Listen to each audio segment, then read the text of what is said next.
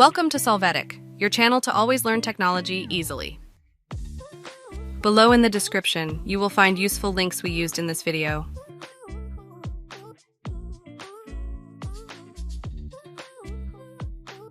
Today in Solvetic, we will see how to change laptop background screen.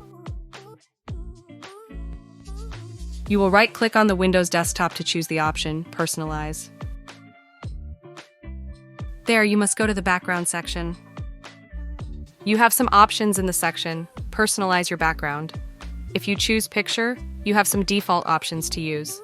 If you decide to choose solid color, select one of the colors for your wallpaper. With the option slideshow, it is possible to use photos and determine how they will look in the background. Finally, with the option Windows Spotlight, you can see that every day your background will be updated with a new image. Hey, remember to subscribe Solvetic channel.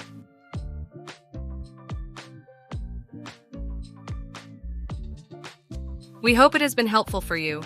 Here are links to watch more videos of your interest and subscribe to the Solvetic channel. Thank you.